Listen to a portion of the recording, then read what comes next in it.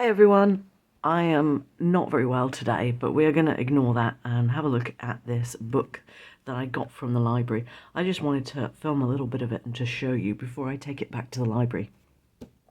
So this is about artists' journals and sketchbooks.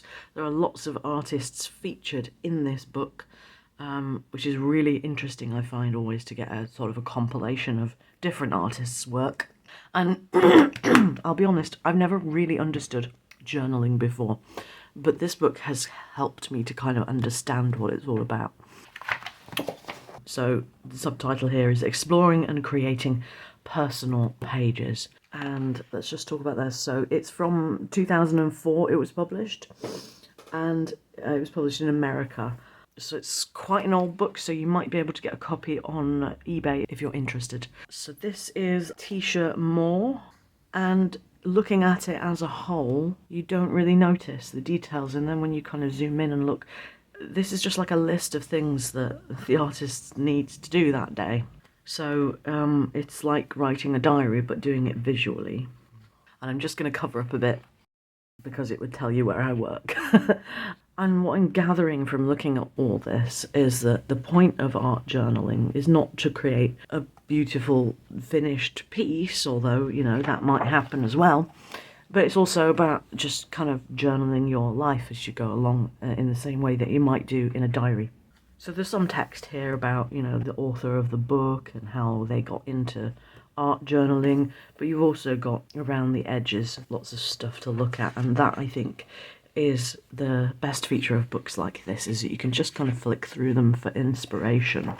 I'm not going to show you every single page because then, you know, you would have no need to go and get the book. I like this one in particular. This technique of kind of doing a painting but then also putting some writing on it as well is really interesting. And there's a fair old bit of stuff about collaging in here as well. Some stuff about working with photocopies here, and as you can see there's some extra elements thrown in there for texture, like buttons and this wheat or whatever it is, some little tags. I love these sort of all of these colours just being thrown together like that. Use a favourite quote as a starting point. Now I did get some, this kind of inspired me to get something, I'll show you. So I got these, I think they were from Amazon, small talk stickers, sort of little quotes that you can add to your journal pages, and some in black and some in white. But of course you can write your own as well. So there are some photographs being used here, some techniques like use pastel chalks, begin with a coat of white gesso, try sponging, create patterns. So it says you could try using anything on your drawing table to add a pattern to your page. So I think, yeah, you put paint down on the page and then use whatever tools are to hand to sort of create texture on the page and to sort of cut into the paint. Save the net bags from produce, that's a really good tip. Experiment with dry brush and monoprinting. So monoprinting is where, like for example, you might get a tissue, screw it up and print with that. So you can never print exactly that same way again, so that's what makes it monoprinting. And there's some more techniques here, so I'll just go through these. So you can make rubbings and embossments. That's an interesting one. So I've got some things that I use with clay. So these are for pressing designs into clay, but you could also lay that down with some paper over the top of it and draw over the top. So something like that. Integrate rubber stamps. I must admit, I don't like rubber stamps. I mean, I've got a fair few of them, but I've tried working with them and I just don't like the result personally, but you might. Drips and splatters. I love drips and splatters. And then pale paint washes. Create strong saturated colour with water-soluble oil pastels. I think I've only used wax personally. Use tissue paper to create texture and layers. Oh yeah, here we are. Lynn Whipple. So here she's journaling about her New Year's resolutions. Reading every day, for instance. And then I did say I wasn't going to do every single page, so let's just... Oh, that is a nice one, though. Nice little clown there. There's just some great pictures to take inspiration from. all these little seed beads and stuff. So this is, don't know how to say that, but it's that artist. And I love these kind of swirls of colour and the saturation.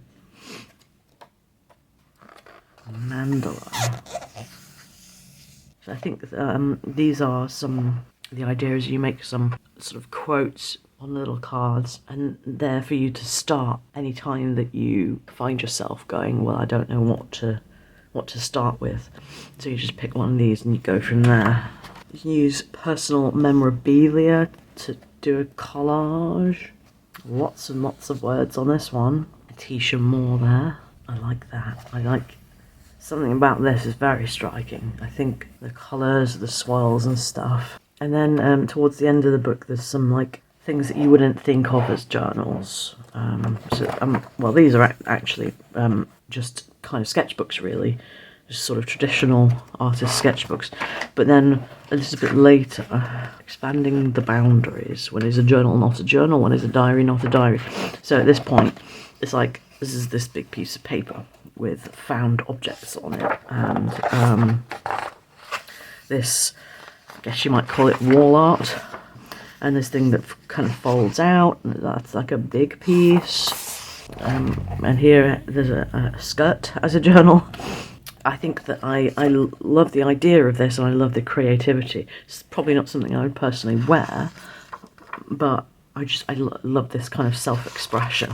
And then again, this is like a piece of art for the wall, but it's made up of paper beads. This must have taken ages to do all those beads and then assemble them like that. And here we've got like a shadow box, but again, it's what makes it a journal is the fact that there's some journaling on it, I guess.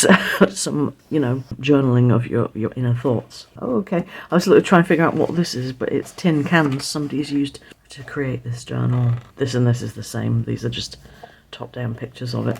And this is a quilt, I believe. So, yeah, a really interesting book, Artists' Journals and Sketchbooks by Lynn Perella. If you're interested in this book, you can probably find it secondhand at this point, and I will try to find a link where you can buy it new and include that in the description box down below. But as I say, it's definitely worth looking to see if there's a secondhand copy. Right, well, that's today's video. Thanks for watching, and I hope to see you in the next one. Bye-bye.